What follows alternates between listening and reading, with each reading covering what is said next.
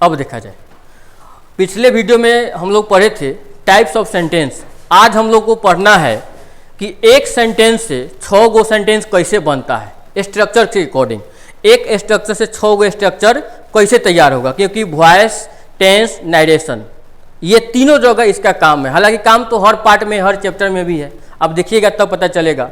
अब जो है यहाँ से हम लोग शुरू करते हैं, थोड़ा देखा जाए क्या।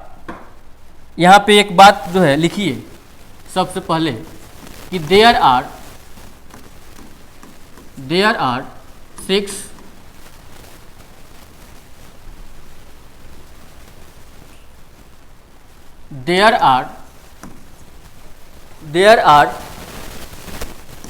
6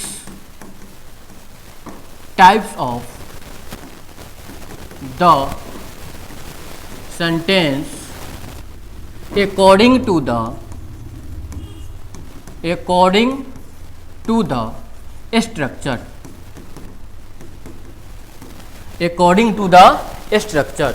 यानी फर्स्ट में आपका आ जाएगा कौन, तो जैसे जानते हो पॉजिटिव, तो पॉजिटिव होगा तो निगेटिव होगा, इंट्रोगेटिव होगा तो इंट्रोगेटिव में निगेटिव होगा, WH होगा तो WH में भी निगेटिव होगा। एक समस्या थोड़ा यहाँ पे देख लीजिए क्या, कि जो WH वर्ड है बहुत को दिक्कत होता है। कौन कौन होगा WH वर्ड, थोड़ा ध्यान से देखिए क्या। जो फर्स्ट है आपका वाट का मीनिंग होता है क्या, वेयर का मीनिंग होता है कहाँ, वेयर का मीनिंग कहाँ, वेयर का मीनिंग होता है कहाँ, वेन का मीनिंग होता है कब, फिर है हु का मीनिंग होता है कौन, फिर है वाई का मीनिंग होता है क्यों। इसमें एक और वर्ड आता है आपका हाउ का मीनिंग होता है कैसा या कैसे। ये जितना भी वर्ड है मीनिंग के अकॉर्डिंग कोई भी आप यूज कर सकते हो, यानी जो भी सेंस बैठेगा आप इसमें से लेकर WH सेंटेंस बना सकते हो। यानी सबसे पहले इसमें आप देखिए जो 6 गो सेंटेंस आता है, कै गो हो, 6 गो, कौन कौन, ध्यान से देखिए। पॉजिटिव, निगेटिव, इंट्रोगेटिव में भी निगेटिव, WH तो WH में भी निगेटिव। यानी फर्स्ट आपका आ जाएगा पॉजिटिव सेंटेंस,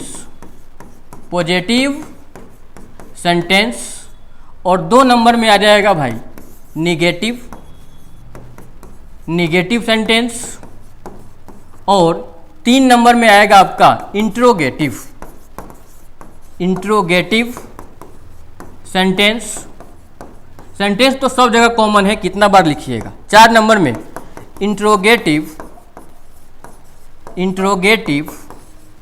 विथ निगेटिव, और 5 नंबर में आता है WH सेंटेंस। यानी इसको आप इस तरह भी कह सकते हो क्या, WH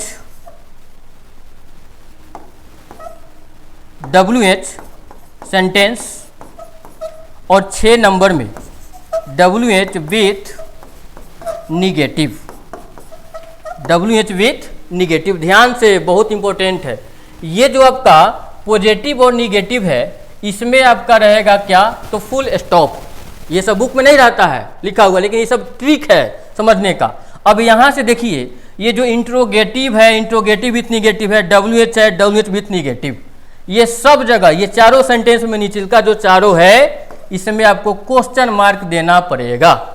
और क्वेश्चन मार्क जहां भी रहेगा, ध्यान से, क्वेश्चन मार्क जहां भी रहेगा हेल्पिंग वर्ब सब्जेक्ट के पहले यूज किया जाता है, बाद में नहीं। हेल्पिंग वर्ब सब्जेक्ट के पहले आएगा जहां क्वेश्चन मार्क लगेगा। अब यहां से देखिए एक सेंटेंस लिख रहे हैं, उससे हमको 6 गो सेंटेंस भी और 6 स्ट्रक्चर भी बनाना है। देखिए जैसे मान लेते हैं फर्स्ट में, यहां से अगर हम बोले कि रोहन प्लेज क्रिकेट, इसको हम लोग बोलते हैं सब्जेक्ट, ये आपका वर्ब, ये आपका ऑब्जेक्ट, और यही ना तीनों पॉइंट को जोड़ेंगे तो ये क्या बन जाएगा बाबू, subject plus verb plus object. अब इसको हम लोग देखिए, अब इसमें ना क्वेश्चन मार्क है, तो क्वेश्चन मार्क नहीं है तो इंट्रोगेटिव में तो जा नहीं सकता है, और यहाँ पे दिया गया है फुल स्टॉप, तो फुल स्टॉप में तो 2 गो सेंटेंस बनेगा, positive otherwise negative. That means यहाँ निगेटिव मतलब नॉट तो है नहीं, तो ये आपका चला जाएगा पॉजिटिव सेंटेंस में। 2 नंबर में लिखा है निगेटिव। अब यहाँ से इसको अगर निगेटिव बनाया जाए तो क्या हो जाएगा, Rohan does not play cricket. अब एक बात ध्यान से, ये है आपका सब्जेक्ट। जब एक से अधिक वर्ब रहता है तो पहल का आपका आ जाएगा हेल्पिंग वर्ब, और लास्ट दूसर का सेकेंड नहीं, लास्ट आपका मेन वर्ब, क्योंकि दूसर का और सेकेंड में भी समस्या है। कैसे पहचानेंगे हेल्पिंग वर्ब, क्योंकि हेल्पिंग वर्ब भी मेन वर्ब बन जाता है। तो हेल्पिंग वर्ब कैसे पहचानेंगे, आपका मेन वर्ब कैसे पहचाना जाएगा, सेंटेंस में ज़्यादा से ज़्यादा कितना हेल्पिंग वर्ब आएगा, कम से कम कितना जो है आ सकता है, ज़्यादा से ज़्यादा कितना मेन वर्ब आएगा, कितना सपोर्टिंग वर्ब आएगा, सब आपको जानना पड़ेगा। ऐसा ही है नौकरी ना, सब के बारे में ध्यान जो है देना पड़ेगा।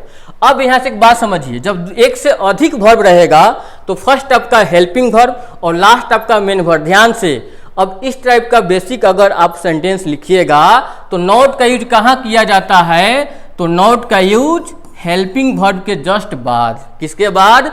हेल्पिंग वर्ब के जस्ट बाद। अब ये आपका यहाँ से आ जाएगा ऑब्जेक्ट। अब इस तीनों सेक्शन को क्या किया जाए, तो ऐड किया जाए, जोड़ा जाए।